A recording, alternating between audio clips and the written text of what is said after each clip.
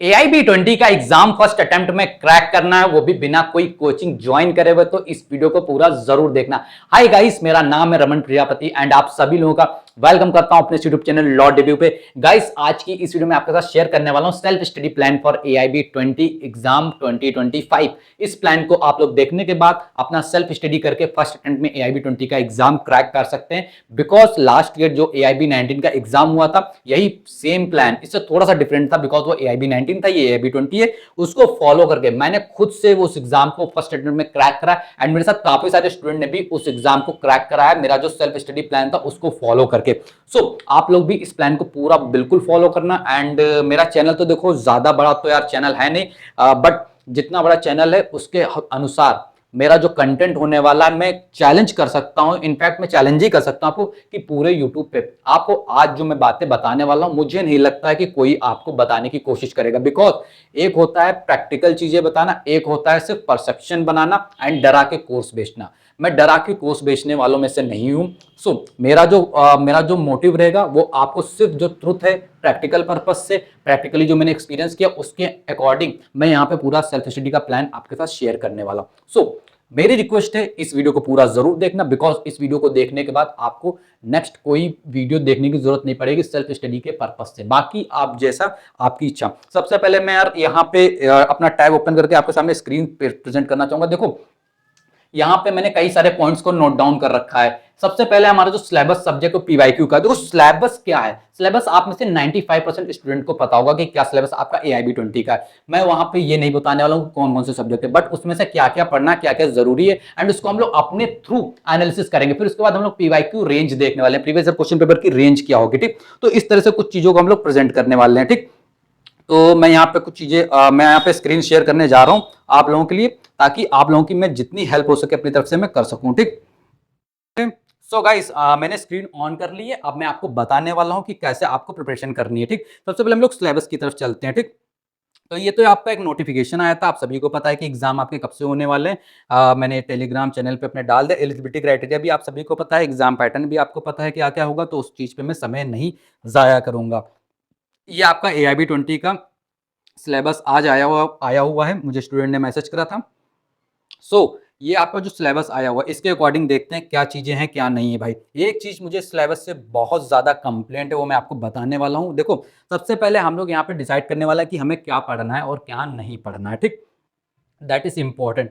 अब यहाँ पे कई बार इंपॉर्टेंट हो जाता है कि क्या पढ़ना है से ज्यादा क्या नहीं पढ़ना है। ठीक, ये इंपॉर्टेंट चीज है, इस चीज को याद रखना है। यहाँ पे मैं आपको ये बताने वाला हूँ कि क्या नहीं पढ़ना है। ठीक, तो सबसे पहले मैं क्या नहीं पढ़ना उस चीज पे हम लोग देख लेते हैं। Okay, just 1 minute. तो क्या नहीं पढ़ना है, नीचे से चलते हैं। टोटल 19 सब्जेक्ट है, 19 से ज्यादा ही निकलेंगे जब हम इसको डिवाइड करेंगे। अभी जब मैं आपको PYQ एनालिसिस करके दिखाऊंगा उसमें, तो हमें क्या नहीं पढ़ना, सबसे पहले यही चीज हम लोग डिसाइड कर लेते हैं क्या नहीं पढ़ना है। ठीक, ओके, तो देखो यार ये क्या हो रहा है यार। ओके, हाँ आप सही है।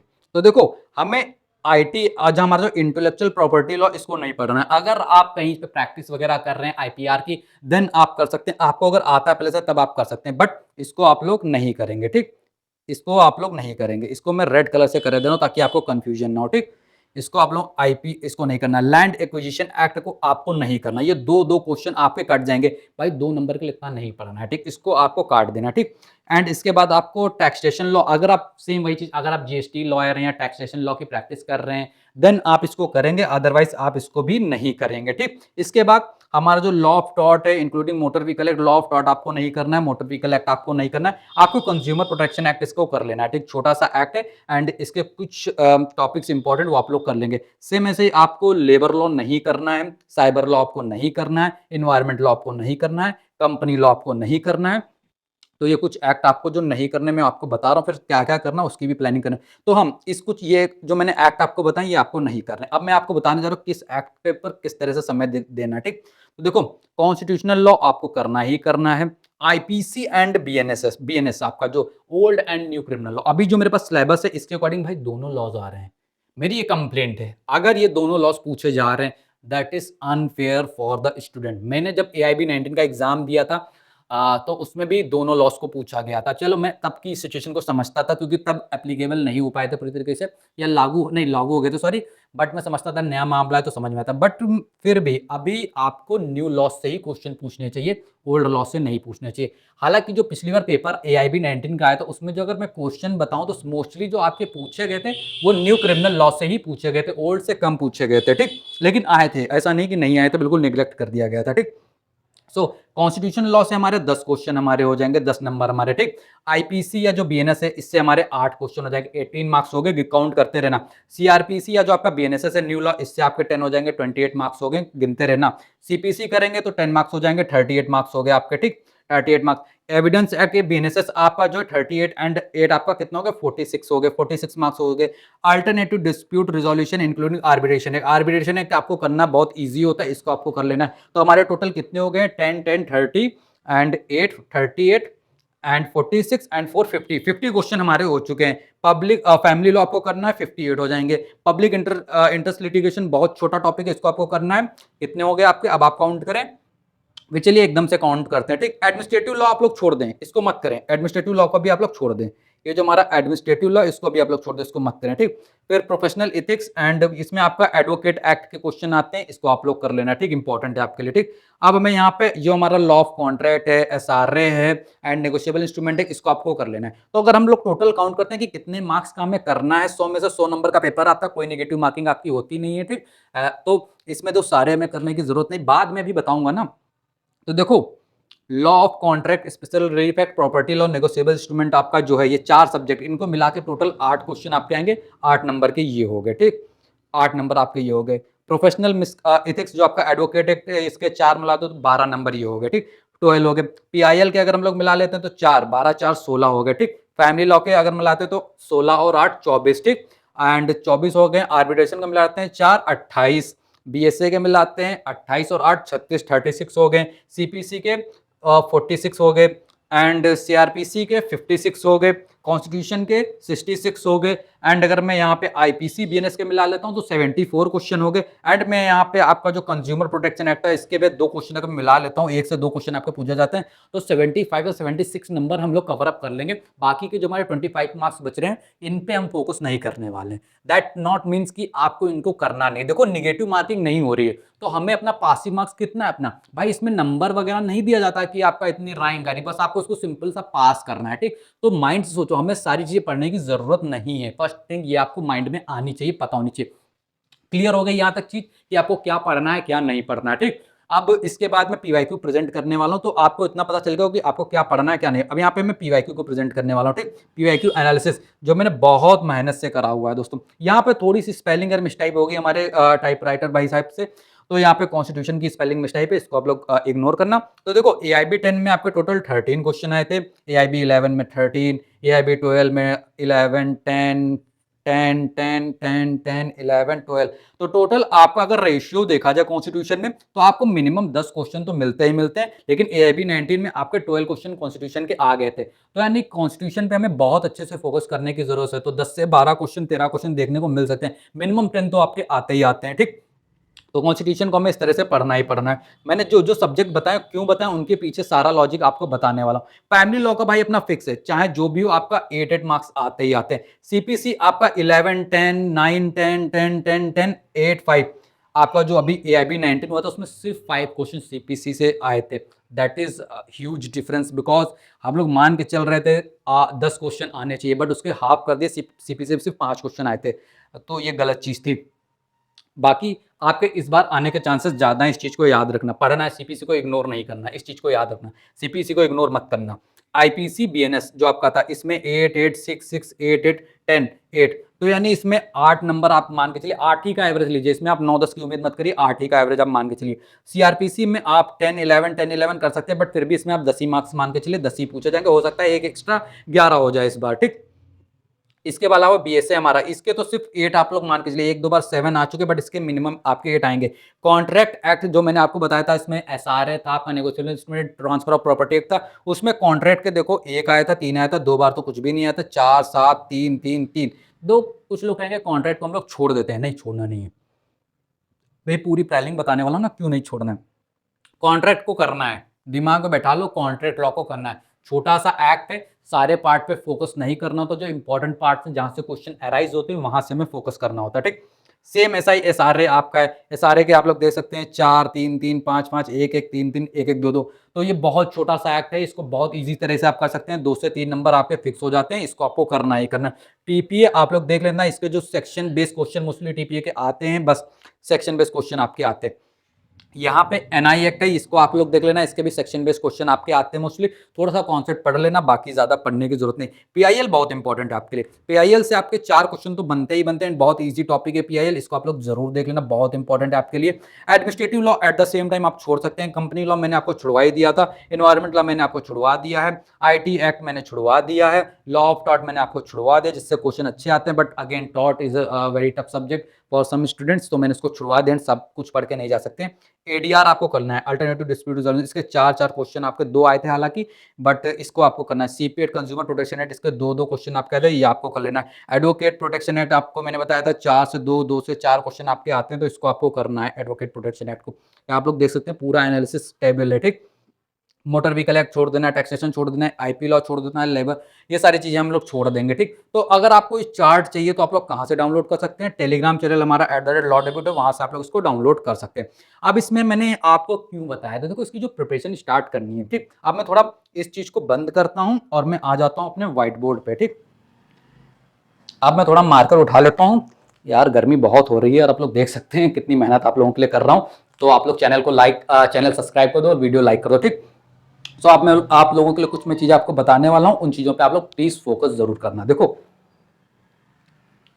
सिलेबस सब्जेक्ट हमें पता चल गए कि सिलेबस में हमें कौन कौन से सब्जेक्ट पढ़ने हैं, तो हमारे लिए जो पहली चीज थी ये हमारी क्लियर हो गई है, ठीक। पीवाईक्यू रेंज हमें पता चल गई है। अभी पीवाईक्यू का मामला खत्म नहीं हुआ है, पीवाईक्यू को लेकर बहुत सारे मिस इन्फॉर्मेशन कह सकते हैं फैलाई जा रही, वो मैं आपको क्लियर करने वाला हूं, ठीक। मेजर और माइनर, देखो हमारा सिलेबस कंप्लीट हो चुका है, हमें पता चल गया पीवाईक्यू में कौन सा क्वेश्चन कितने ईयर से आ रहा था, ठीक। हालांकि आपको कोई भी यूट्यूब पे फ्री ऑफ कॉस्ट नहीं बताने वाला जब तक आप उनका पेड बैच ज्वाइन नहीं करेंगे, ठीक। मेजर और माइनर, अब मैंने जो आपको सब्जेक्ट बताए थे मेजर और माइनर, तो यहां पे अब डिवाइड करने का समय आया है। बिकॉज देखो हमारे जो माइनर लॉस थे, जैसे कॉन्ट्रैक्ट एक्ट हो गया, हमारा प्रॉपर्टी एक्ट हो गया, एनआई एक्ट, एसआर एक्ट, इस तरह के जो हमारे माइनर सिविल लॉज हैं इनको हम डिवाइड करेंगे, ठीक। माइनर क्रिमिनल लॉ तो खैर चलो 1 2 होंगे तो होंगे, वरना वो भी नहीं है, ठीक। माइनर क्रिमिनल लॉ अगर हैं तो उनको डिवाइड करना। मेजर सिविल लॉ सीपीसी वगैरह आपका हो गया, मेजर क्रिमिनल लॉज आपके 3 क्रिमिनल लॉज इसमें है ही, तो इनको इस तरह से डिवाइड करो। अब देखो इनमें से कितने क्वेश्चन के कितने मार्क्स बनने हैं, तो पहले उस तरह से स्टार्ट करो। अब जनरली आप लोग क्या करेंगे, स्टार्ट करेंगे कॉन्स्टिट्यूशन ऑफ इंडिया से या 3 न्यू क्रिमिनल लॉ से क्वेश्चन स्टार्ट करेंगे, बिकॉज उसमें देखेंगे मार्किंग ज्यादा है। बट यहाँ पे हमें गलती नहीं करनी, हमें जो स्टार्ट करना है वो माइनर लॉ से स्टार्ट करना है, दैट इज यस। देखो माइनर लॉ में ज्यादा समय नहीं लगता, आप अपना 10 दिन का टारगेट रख लो कि इतने दिन में मुझे 3 से 4 माइनर लॉस खत्म कर देना, एंड का रिवीजन कर देना। तो इससे माइनर लॉस देखना, एग्जाम में जाके याद रखना, एग्जाम में जाके आपके जो मेजर लॉज हैं वो आपके लिए कंफ्यूजन क्रिएट करेंगे, लेकिन जो आप माइनर लॉ पढ़ के गए तो वो आपके लिए कंफ्यूजन क्रिएट नहीं करेंगे। तो एग्जाम में ये चीज मैं आपको बता रहा हूँ, कोई नहीं बताएगा, कहीं भी यूट्यूब पे देखो जाकर सबसे पहले कॉन्स्टिट्यूशन सीपीसी पढ़ो, आप 3 दिन क्रिमिनल लॉ पढ़ो, यही सब आपको बताएंगे। बट मैं अकेला आपको बता रहा हूँ कि स्टार्ट आप माइनर लॉ से करें। देन अब माइनर लॉ पे ऐसा नहीं कि हमें 2 महीने लगा देने, बिकॉज एग्जाम का टाइम कम मिला है। माइनर लॉस पे हमें एक डेडिकेटेड समय देना है कि 2 दिन में एक माइनर लॉ खत्म कर दो, 3 दिन में एक माइनर लॉ खत्म कर दो, इसके अकॉर्डिंग हमें चलना है। ऐसा नहीं कि 5 दिन एक माइनर लॉ में लगा रहे, अपना कम से कम 15 दिन का समय दो, 3 से 4 5 जो आपको जैसा समय आप उसमें माइनर लॉ खत्म कर दो, एक अपना टाइम बना लो, माइनर लॉ खत्म करो, देन उसके बाद मेजर लॉस के ऊपर पूरा फोकस करो, बिकॉज मेजर लॉ में समय लगने वाला है, एंड इनका रिवीजन करते रहना साथ में। अब एक चीज यहाँ पे याद रखना, मैंने आपको कहा यार कि मैं 75 मार्क्स के लिए आपको बता रहा हूँ, 100 मार्क्स के लिए नहीं। भाई टॉप करना है तो भाई 100 नंबर का पढ़ो, पास होना है, लॉजिक से पढ़ाई करनी है तो सिर्फ पास होने के लिए पढ़ो। हम भाई यहाँ पे टॉप होने के लिए नहीं आए, ना ही ये सेल्फ स्टडी प्लान आपके टॉप बनने के लिए, ना ही आपको मैं टॉपर बनाने वाला हूँ। ये सिर्फ और सिर्फ आपका फर्स्ट अटेम्प्ट में AIB 20 आपको क्रैक करना, वो भी बिना कोचिंग के सेल्फ स्टडी करके, ये उसका प्लान है। तो आप लोगों को पास होने के लिए पढ़ना है, टॉप करने के लिए नहीं पढ़ना है। बिकॉज 75 मार्क्स का अगर आप पढ़ते हैं उसमें से कहीं नहीं तो आपके 60 नंबर का पढ़ा हुआ आ जाएगा। मैं मान के चला हूं 75 का पढ़ा, 60 मार्क्स का आपका पढ़ा हुआ आ गया, 40 मार्क्स के क्वेश्चन आ गए जो आपको नहीं पता है। मान लीजिए बिल्कुल नहीं पता, आपने 60 कर दिए, 60 सही करे ना। आप 40 में कोई निगेटिव मार्किंग तो है नहीं ना भाई, लगाओ तुक्का जितना लगा सकते हो, एक क्वेश्चन छोड़ के नहीं आना, करके आपको 100 के 100 आने, तुक्का लगा के आना है, लेकिन जो आपके 60 क्वेश्चन होंगे वो बिल्कुल सही होंगे। याद रखना, इस तरह से हम लोग पास होंगे। ऐसा नहीं कि मैंने यहाँ पे 75 बता दिया, अब एग्जाम में 75 से ज्यादा क्वेश्चन आ गए तो सर ने तो बताया था कि हमें 75 मार्क्स चाहिए, इससे ज्यादा हमें करना नहीं, हम छोड़ के आ जाते हैं। ऐसा नहीं करना है, ओके। इस चीज को याद रखना। अब कुछ चीजें हमें अवॉइड करनी। अब लास्ट में देखो मैंने यहाँ पे बेसिक प्लान बताई, बेसिक चीजें। अभी एडवांस पे हम लोग आने वाले हैं, उड़ान भरने वाले हैं एडवांस पे, तो रुके रहना, सब्र रखना, सीट बेल्ट बांध लो। तो देखो यहाँ पे एक बहुत हार्श चीज है आपको बताने वाला हूँ, ये मैं डिस्क्लेमर दे रहा हूँ, ये मैंने ऑब्जर्व करा था, आपको फॉलो करना है, आप फॉलो करें, ये आपके ऊपर है कंप्लीटली। मैं यहाँ पे ये नहीं करने वाला हूँ कि ये आपकी सोच, आपका कैसा माइंडसेट है, आप कैसे पढ़ना चाहते हैं, आपके ऊपर डिपेंड करता है। मैंने कुछ चीजें अवॉइड करी हैं। सबसे पहले मैंने एमसीक्यू थ्योरी वीडियोस, अब इन तीनों को मैं एक साथ आपको बताने वाला हूँ। क्यों? आप जनरली जब पढ़ाई करने जाएंगे, अगर आप प्रैक्टिस पर्पज से एमसीक्यू देख रहे हैं, ये अच्छी चीज है, एमसीक्यू हमें पढ़ने हैं। मैं ये कह ही नहीं रहा हूं कि आपको एमसीक्यू नहीं पढ़ने, बट ध्यान रखना, कई बार एमसीक्यू पढ़ाने वाले एजुकेटर क्या करते हैं कि एक एमसीक्यू पे आपको 10-10, 15-15 मिनट का एक्सप्लेनेशन देते हैं, जो कि सही है, बिल्कुल सही है, कॉन्सेप्ट क्लियर होना चाहिए। बट मेरा कहना है कि अगर आपको कॉन्सेप्ट क्लियर करना है तो आप डायरेक्ट कोई मैराथन क्लास देख लो, थोड़ा बहुत अपना बेसिक क्लियर कर लो, बिकॉज बेसिक क्लियर होना बहुत जरूरी है। एआईबी का एग्जाम अब खेल नहीं रह गया कि आप सिर्फ गए, सिर्फ बेयर एक्ट उठाई और पढ़ें और भाई कर दो काम खत्म। नहीं, ऐसा नहीं। Bare act is very very important for the AIB 20 exam, but थोड़ा ऐसे कॉन्सेप्ट क्लियर होने जरूरी है, जिसके लिए मैं आपको सजेस्ट करूंगा आप मैराथन जो क्लासेस यूट्यूब पे एजुकेटर्स पढ़ाते हैं उनकी मैराथन क्लासेस देखो, जाके अच्छे से पढ़ो, जाके मैराथन क्लासेस पढ़ो, ना कि एमसीक्यू में आप कॉन्सेप्ट को समझने के लिए निकल गए हो। अब 10 एमसीक्यू पढ़ने के पीछे आप 10 मैराथन 10 एमसीक्यू जितनी देर में कंप्लीट कर रहे हो, या 50 एमसीक्यू आप 4-5 क्लासेस में कंप्लीट कर रहे हो, 5-5, 6-6 घंटे की क्लासेस में, उतनी देर में मैं 3 से 4 घंटे में मैराथन कंप्लीट करके आप पूरा मेन जो आपके लिए कॉन्सेप्ट जरूरी एग्जाम के लिए वो आप खत्म कर सकते हो। तो अवॉइड करो। एमसीक्यू आपको किस तरह से देखने हैं भाई? एमसीक्यू लिखा है, बताया, उसका आंसर बताया, दैट इज एमसीक्यू। आपके प्रैक्टिस पर्पस से होते हैं, ठीक, प्रैक्टिस पर्पस से। तो सिर्फ एमसीक्यू रट के एग्जाम क्रैक करने जा रहे हो तो भाई तुम इस वीडियो को देखने का पर्पस तुम्हारा बिल्कुल गलत है। सिर्फ एमसीक्यू पढ़ के आप काम नहीं खत्म कर सकते। थ्योरी, अब अगेन कुछ लोग आपको सजेस्ट करेंगे यूट्यूब पे कि एआईबी 20 का एग्जाम बहुत टफ होने वाला है, अब तो हमें इसको जुडिशरी के लेवल पे पढ़ना है, हम बीएनएस पे 15 लेक्चर्स आपको देंगे। भाई जरूरत नहीं है, एक मैराथन देखो जाके, और जो अभी आपको बेरेट के बारे में बताने जा रहा हूं वो करो जाके, और एमसीक्यू की प्रैक्टिस करो, मॉक टेस्ट दो, भाई एग्जाम क्रैक होगा आपका, मैं बता रहा हूं एग्जाम आपका क्रैक होगा। तो ये सारी चीजें थी, अब ये आपके ऊपर डिपेंड करता है। अब हम यहां से भाई टेक ऑफ करने वाला बेसिक से एडवांस लेवल पे। ध्यान देना, बहुत इंपॉर्टेंट चीज बताने जा रहा हूं, बेयर एक्ट और पीवाईक्यू। ये जो बेयर एक्ट का मामला है, बेयर एक्ट हमको कौन सी लेनी चाहिए? अच्छा देखो कौन सी बेयर एक्ट लेनी चाहिए, पहले मैं आपको बता देता हूं। कोई प्रमोशन नहीं कर रहा हूं, मेरे पास जो थी वो आपको दिखाने जा रहा हूं, मेरे साथ जो स्टूडेंट ने परचेस करी थी, मेरे फ्रेंड्स ने परचेस करी थी, इंग्लिश हिंदी दोनों मीडियम की, आपको बताने जा रहा हूं। मेरे पास देखो यार कुछ बेयर एक्ट इधर रखी, पूरा मैंने सेट मंगाया था। ये आपकी प्रोफेशनल्स की बेरेट है, जिसके लिंक मैं डिस्क्रिप्शन में दे दूंगा। ये बजट फ्रेंडली है एंड इनकी क्वालिटी यार अच्छी है यार, मुझे ऐसा लगता था पर्सनली इनकी क्वालिटी काफी अच्छी है। जो मैंने बेरेट्स अभी तक पढ़ी, मेरे पास बहुत सारी बेरेट्स अलग अलग पब्लिकेशन की है, तो ये मुझे बेरेट अच्छे लगे। एंड मोस्ट इंपॉर्टेंट थिंग, ये बजट फ्रेंडली है। आपको सारी बेरेट मिलनी, कई जगह आपको क्या होगा कि 2000, 2500, 3000 की भाई सारी बेरेट भी नहीं मिलती, 3-3 हजार रुपए लगा के। यहाँ आपको बजट फ्रेंडली मिल रही, तो लो जाके क्यों दिमाग लगाना है? वैसे भी इसमें आपके कोई short notes and case laws तो होते नहीं है, सिंपली सी आपकी बेरेक्ट होती है, जो लेजिस्लेशन पास करते हैं उसी को प्रिंट आउट करके ये लोग सेल आउट करते हैं। तो उसमें पब्लिकेशन इतना मैटर नहीं करता, आपकी मेन मैटर करता है कि क्वालिटी कैसी है एंड प्राइस कैसे है, ठीक। तो उन चीजों को देखते हुए मैंने ये इंग्लिश मीडियम की है, हिंदी मीडियम वालों के लिए कोई पब्लिकेशन था, मैं अपने फ्रेंड से पूछ के लिंक डिस्क्रिप्शन में दोनों के दे दूंगा, वहां से जाके आप लोग परचेस कर सकते हैं, ठीक। यहाँ पे अगेन कोई प्रमोशन नहीं है, सिर्फ मैं आपको बता रहा हूं, बाकी आपके ऊपर है। आप लोग जहां ऑफलाइन मार्केट में लेना चाहे ऑफलाइन में लें, ऑनलाइन लेना चाहे ऑनलाइन ले लें। अब यहाँ पे बेरेट को कैसे रीड आउट करना, बेरेट में क्या क्या पढ़ना है, ये मैं आपको बताने वाला हूं। Again it is a very very important thing. बिना बेरेट एग्जाम क्रैक नहीं होगा, दिमाग में बैठा लो, बिना बेरेट आप एआईबी का एग्जाम क्रैक नहीं कर सकते अगर आपको ये बेरेट पढ़ना नहीं आता है, ठीक। तो इसके लिए मैं क्या करना है, इंडेक्स, बेयर एक्ट का जो भी इंडेक्स होता है, अगर आपको नहीं पता मैं आपको दिखा देता हूं। ये मेरी एनआई एक्ट है, ये है भाई हमारा इंडेक्स। ये इस इंडेक्स को बहुत अच्छे से पढ़ डालो, ये जो इंडेक्स है इसको बहुत अच्छे से पढ़ डालो, ठीक। बिल्कुल पढ़ डालो, रट डालो, दिमाग में पूरा आपको इंडेक्स पता होना चाहिए। इस इंडेक्स से काफी क्वेश्चन आएंगे, और अगर इस इंडेक्स से क्वेश्चन नहीं आते तो एग्जाम में इसी इंडेक्स की हेल्प से आप क्वेश्चंस के आंसर को फाइंड आउट कर लेंगे। यूं 1 से 2 मिनट में फाइंड आउट कर लेंगे आप लोग। बस इस इंडेक्स को याद रखना। इसके साथ हमारा क्या था, डेफिनेशन क्लॉज। अब सेक्शंस याद करने हैं या नहीं? नहीं याद करने हैं। बेरट सारी लेके जा रहे हो, एक सेक्शन याद नहीं करना है, तो क्या सर बेरट पढ़ने का कोई फायदा तो है नहीं, हम बेरट लेके चले जाएंगे? भाई ऐसा नहीं करना, यहीं पे रुक जाओ। बेरट लेनी है, बेरट रीड करनी है, याद नहीं करनी है। आपको ये पता होना चाहिए कि कौन सा सेक्शन कहां पे दिया हुआ। दैट नॉट मीन कि आपको याद होना चाहिए सेक्शन 2 के बाद सेक्शन 3, सेक्शन 4, नहीं, ऐसा नहीं है। हर एक सेक्शन का आपको अपना खुद का कीवर्ड बनाना होगा। हर एक सेक्शन का, यस, हर एक सेक्शन का आपको खुद से कीवर्ड बनाना होगा। एंड उस कीवर्ड के बाद आपको उसका जो रीड आउट करना होगा मटेरियल। आप जैसे फॉर एग्जांपल आपको कोई डेफिनेशन क्लॉज का एमसीक्यू आ गया, वहां पे आपको ये नहीं बताएंगे ये डेफिनेशन क्लॉज का है कि किस क्लॉज का है, ठीक। वहां पे आप डायरेक्टली जानना और भाई एमसीक्यू सॉर्ट आउट कर देना, बात खत्म। बस इस तरह से करनी होंगी चीजें, ठीक।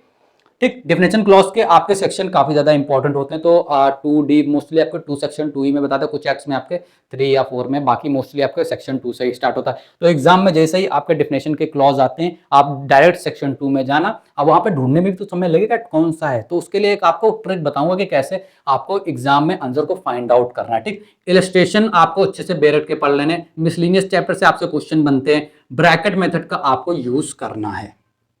अगेन ब्रैकेट मेथड का आपको यूज करना ही करना है, ठीक, बिकॉज ये बहुत इंपॉर्टेंट है ब्रैकेट मेथड का यूज करना। सो कैसे करना है, मान लेते हैं मैं अगेन अपनी बेरट उठा रहा हूं, कोई भी मैं एक सेक्शन खोल लेता हूं। जस्ट मुझे एक समय दें। मैं चलिए शॉर्ट टाइटल जो स्टैंड हमारा जो प्रीएम्बल होता है। अच्छा, आप में से कितने लोगों को पता है कि जो हमारा फर्स्ट पेज पे दिया होता है वो प्रीएम्बल दिया होता है। सो हमारा जो पहला चैप्टर है, देख सकते हैं शॉर्ट टाइटल, इसमें हमें क्या करना है भाई, ये पूरा सेक्शन नहीं पढ़ना है, ठीक। इसमें से हमें इंपॉर्टेंट चीजों को डिटेल करना है, देखना है कैसे क्या है, एंड इसको जो अननेसेसरी पार्ट है जिसको मैं नहीं पढ़ना है उसको अलग कर दो, हमें उस उधर देखना ही नहीं। याद रखना, आपके कई सारे क्वेश्चन आपके बेरट के इस 2-3 लाइन से बनते हैं, क्वेश्चन आपके बेरट के बीच से बनते हैं। नहीं पढ़ोगे तो पता नहीं चल पाएगा कहां, सिर्फ ऐसे ऐसे ढूंढते रहोगे, पता नहीं चल पाएगा आपको, ठीक। तो इस चीज को ध्यान रखना। विच बेरट मैंने आपको बता दी कौन सी, क्या बेरट परचेस करनी जरूरी है सारी की सारी, इसके ऊपर मैं कंप्लीट वीडियो लेके आने वाला हूं। बट सारी बेरट परचेस करना, ये 1 2 3 4 5 6 मत करना। और भाई बेरट आपका टूल है यार, कोई भी मिस्त्री अगर काम करता है तो उसके पास भी उसके औजार होते हैं ना। आप तो एक एडवोकेट हो, एक नोबल प्रोफेशन कर रहे हो, बिना बेरट के आप कैसे सर्वाइव करोगे? तो please purchase the beret for all subject. मैं आपको ये बिल्कुल सजेस्ट नहीं करने वाला हूँ कि ये पीडीएफ आप डाउनलोड कर ले जाके, ये पीडीएफ आप प्रिंट आउट कर ले, भाई नहीं करना है। सीधा बेरट पे इन्वेस्ट करो, बेरट परचेस करो, करना ही करना है, इंपॉर्टेंट है, ठीक। अब यहाँ पे पीवाईक्यू को लेकर बहुत सारे मिसकंसेप्ट हैं, इसको मैं दूर करने वाला हूं भाई। AIB 20 में पीवाईक्यू इंपॉर्टेंट है या नहीं है? यस इंपॉर्टेंट है। कितने इंपॉर्टेंट है भाई? अगर आप लोग ये सोच रहे हो कि पीवाईक्यू के सारे क्वेश्चंस को पढ़ लेते हैं, कुछ MCQ पढ़ लेते हैं, हमारा एग्जाम क्रैक हो जाएगा। भाई देखो, एक चीज मैंने पिछली बार भी बताई थी और इस बार भी बताऊंगा, AIB ऑल इंडिया बार एग्जामिनेशन का जो एग्जाम का जो लेने का एक मेथड है वो दिन पर दिन टफ होता जा रहा है। ये सच बात है। एग्जाम का लेवल आपको सिर्फ डरा के कोर्स बेचने के लिए नहीं है, एग्जाम का लेवल टफ होता ही जा रहा है। AIB 18 में कितने सारे स्टूडेंट फेल हुए थे आप लोग देख सकते हैं, ठीक। सो पीवाईक्यू से रिलेटेड क्या क्वेश्चन आते हैं? देखो, पीवाईक्यू आपके प्रैक्टिस पर्पज से होने चाहिए। पीवाईक्यू से क्वेश्चन मुझे नहीं लगता अब रिलेवेंट रह गया। आपका पुराना क्या पूछा जा रहा था उससे कोई ज्यादा मतलब नहीं रह गया। अब क्या पूछे जाने वाला है उसके ऊपर फोकस करो। तो पीवाईक्यू को आप एज अ मॉक आप दे सकते हैं एंड उससे एनालिसिस कर सकते हैं कि किस पोर्शन से क्वेश्चन आपके बनने हैं। क्या सेम क्वेश्चन रिपीट होंगे? मुझे नहीं लगता है रिपीट होने चाहिए। तो इस चीज को आप लोग याद रखना। किस ईयर के आपको पढ़ने हैं भाई? कुछ बुक्स आ जाएंगी भाई, पहले AIB फर्स्ट से आपको पीवाईक्यू देंगे, भाई AIB फर्स्ट से नहीं पढ़ना है। AIB फर्स्ट से नहीं पढ़ा, 2017 से AIB 10 से क्वेश्चन पढ़ो, AIB 10 से, ठीक। AIB 10 से पढ़ो बस। मोस्टली आपके लिए लास्ट के 4 to 5 ईयर के इंपॉर्टेंट होते हैं, ठीक। लर्न मॉक, इसको मैंने वही बताया, इसको याद नहीं करना, मॉक के पर्पज से देखना। अब इसको पढ़ना कैसे है, ठीक। इसको कलेक्ट करना, कलेक्टिवली पढ़ना है। जैसे AIB के मान लीजिए AIB 19 का आपका पेपर था, ठीक। उसमें आपके क्वेश्चन मिक्सअप थे, एक क्वेश्चन नंबर 1 आपका कॉन्स्टिट्यूशन का है, 2 कॉन्स्टिट्यूशन का, 3 बीएनएस का है, 4 कॉन्ट्रैक्ट का है, 5 आपका पीआईएल का है। तो इस तरह से क्वेश्चन मिक्सअप होते हैं एंड आप फर्स्ट टाइम एग्जाम देने जा रहे हैं, कहने के लिए तो बहुत आसान होता है, लोग कह देंगे कि मॉक की तरीके से पढ़ो। भाई जब आएगा तब मॉक की तरह से पढ़ेंगे ना, कॉन्फिडेंस सेल्फ कॉन्फिडेंस हिल जाता है जब आपके क्वेश्चन नहीं लगते एमसीक्यू। ठीक, ये मैंने रियलाइज करा हुआ है। सो आपको क्या करना है, जो मैंने करा था लास्ट ईयर, ये मैंने लास्ट ईयर करा था, तभी आपको बता रहा हूँ। एआईबी के जो एमसीक्यू होंगे कॉन्ट्रैक्ट के लास्ट के 5 to 10 ईयर्स के, जो 5 to 6 ईयर के, हाँ, उनको कॉन्ट्रैक्ट के जितने एमसीक्यू उनको एक पास करो, एनआई एक्ट के जितने एक पास करो, कॉन्स्टिट्यूशन के एक पास करो, बीएनएस सीआरपीसी के एक पास करो। तो ये आपको करना होगा। सर इसमें तो बहुत टाइम लग जाएगा, अब हम क्या करेंगे, अब हम पास नहीं हो पाएंगे क्या? कोई टेंशन लेने वाली बात नहीं भाई, कल से ये सारी चीजें मैं आपके लिए खुद प्रोवाइड करा रहा हूं। जो आपको पीवाईक्यू पढ़ाने वाला हूं, उन पीवाईक्यू में क्या होने वाला आपको पता है? कॉन्ट्रैक्ट के लास्ट के 2017 से जो आपका एआईबी 10 था, वहां से लगा के एआईबी 19 तक कॉन्ट्रैक्ट के जितने एमसीक्यू सब एक पास होंगे, कॉन्स्टिट्यूशन के जितने एमसीक्यू सब एक पास होंगे, हिंदी इंग्लिश दोनों लैंग्वेजेस में। All right, so I hope मैंने आपको काफी सारी चीजें समझा दी होंगी। टेलीग्राम चैनल @lawdebut को ज्वाइन कर लेना, बिकॉज वहां पे मॉक टेस्ट आपके लास्ट ईयर में मैंने कंडक्ट कराए थे, इस साल भी फ्री ऑफ कॉस्ट आपके मॉक टेस्ट कंडक्ट कराऊंगा। अगेन देखो, आपकी क्लासेस चलने वाली हैं एमसीक्यू की भी, एंड आपकी थ्योरी बेस्ड थोड़े जो थ्योरी बतानी होगी मुझे, वन वर्ड वगैरह, वो भी मैं आपको बताऊंगा। बट मैं आपको यहाँ पे एक चीज नहीं बता सकता हूँ यूट्यूब चैनल पे, बिकॉज लास्ट टाइम मैं बताने की कोशिश करी थी, उसमें 1-2 वीडियो पड़ी होंगी, बाकी मेरी वीडियोस डिलीट हो गई थी। ठीक, तो मैं पॉसिबल नहीं, मैं आपको बताऊं, मैं यहाँ पे बैरेक्ट कैसे आपको यूज करना है एग्जाम पर्पस से, ये मैं नहीं बता सकता हूँ। उसके लिए मैं एक चीज आपको बताने वाला हूँ। मैं अपना टैब उठा लेता हूँ, मुझे बस 1 मिनट का टाइम दे आप लोग, जस्ट मुझे 1 मिनट का टाइम दे। ओके, तो आपको बताने वाला हूँ एआईबी 20 आसान बैच। देखो यार, मैंने यहाँ पे आपको ये बताया है कि सेल्फ स्टडी कैसे करते हैं। अब शायद ही आपको कोई एजुकेटर यूट्यूब पे मिलेगा कि सेल्फ स्टडी का प्लान पूरा का पूरा बता देता है, जो पेड बैचेस में बताना चाहिए, और उसके बाद अपना कोर्स बेच रहा है। ये कोर्स नहीं है, पहली चीज तो इस चीज को माइंड से निकाल दो कि ये कोर्स है, ये कोई कोर्स नहीं है। ठीक, इसमें मैं आपको क्या करने वाला हूं भाई, बैरेट को रीड कैसे करना वो आपको बताऊंगा, एग्जाम पॉइंट ऑफ व्यू से कैसे क्वेश्चन उसमें निकालने ये बताऊंगा। बिकॉज देखो यूट्यूब पे मैं नहीं बता सकता हूँ सारी चीज, बिकॉज पॉसिबल नहीं, कई सारी रिस्ट्रिक्शन होती है, मैं नहीं बता सकता हूँ। इस चलते मॉक टेस्ट आपको प्रोवाइड करा दूंगा, जो कि मैं यूट्यूब चैनल पर भी प्रोवाइड करूंगा वीडियो के माध्यम से, बट उसमें आपको पीडीएफ वगैरह मिल जाएंगे, एंड कुछ पीडीएफ मैं आपको टेलीग्राम पे भी प्रोवाइड कराऊंगा। ऐसा नहीं, पीवाईक्यू का जो एनालिसिस होगा, जो मैंने आपको बताया स्टडी मटेरियल वगैरह, वो सब आपको मिल जाया करेगा। इसमें मेंटोरशिप वगैरह एंड बैरेट की जो ट्रिक्स वगैरह होंगी, वो सारी चीजें आपको मिल जाया करेंगी। प्राइस इसका आपका 1500 था, बट मैंने इसको 599 कर दिया। अगेन ये क्यों करा है, मैं इसको फ्री ऑफ कॉस्ट भी कर सकता था, मैंने ट्राई भी करा इसको फ्री ऑफ कॉस्ट करने का, बट पॉसिबल नहीं है। क्यों पॉसिबल नहीं है? बिकॉज देखो यूट्यूब पे नहीं करूंगा तो किसी प्लेटफॉर्म पे करूंगा तो उसके कुछ चार्जेस होते हैं जो मुझे पे आउट करने पड़ेंगे। सो ये कुछ आपको अमाउंट आपको पे आउट करना होगा, एंड जिसके लेक्चर्स होंगे वो रिकॉर्डेड होंगे। एक चीज मैं क्लियर करना चाहता हूँ, लाइव लेक्चर्स आपके नहीं होंगे, जो भी होंगे रिकॉर्डेड होंगे, एंड जो भी आपका स्टडी मटेरियल वगैरह होगा मैं आपको प्रोवाइड कराता रहूंगा। जो भी होगा आप लोग ये जो नंबर दिया है आप इसमें व्हाट्सअप कर सकते हैं। कॉल का देखो मैं जवाब दे सकता हूँ नहीं, मुझे नहीं पता, बट मैं ट्राई करूंगा, बट आप लोग व्हाट्सअप कर देना। उसके बाद अगर आपको कॉल की जरूरत होगी वो भी मैं आपको प्रोवाइड करा दूंगा। अदरवाइज मैंने लिंक आपको डिस्क्रिप्शन एंड कमेंट बॉक्स में दोनों में दिया, वहां जाके भी फॉर्म को फिल आउट करना, हम लोग आपसे कॉन्टैक्ट कर लेंगे। ठीक, तो ये आपका कोड यूज कर लेना, एब डेब्यूट, एआईबी डेब्यूट, इस कोड को आपको यूज करना होगा। ठीक, देन आपको ये 599 में मिल जाएगा नॉमिनल फीस में। मुझे नहीं लगता यूट्यूब चैनल पे आपको कोई भी इस तरह से कुछ आपको प्रोवाइड कराने वाला। ठीक, पूरी की पूरी बैक पे ये सीरीज होने वाली, कोई थ्योरी वगैरह मैं नहीं बताने वाला हूँ, मैं पहले ही बता चुका हूँ। वो सारी चीजें मैं फ्री ऑफ कॉस्ट, जितना मैं फ्री ऑफ कॉस्ट यूट्यूब पे प्रोवाइड करा सकता हूँ वो मैं पूरा का पूरा ये इसी पे प्रोवाइड कराऊंगा।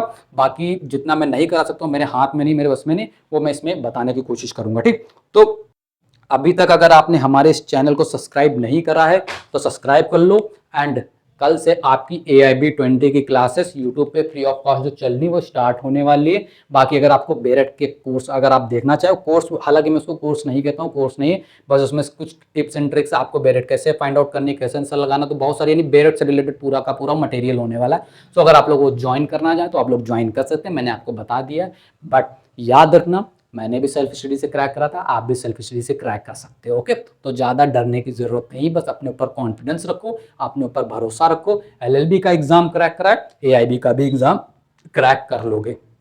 तो चलिए दोस्तों, इस वीडियो में बस इतना ही। आप सभी को मेरी मेहनत और मेरा प्लान कैसा लगा आप लोग कमेंट बॉक्स में बता देना। कोई भी डाउट हो प्लीज पूछ लेना, कोई भी डाउट हो प्लीज पूछ लेना, हर एक डाउट का रिप्लाई आपको मिल जाएगा। धन्यवाद दोस्तों, बहुत बहुत धन्यवाद आप सभी लोगों का। जय हिंद दोस्तों, जय भारत।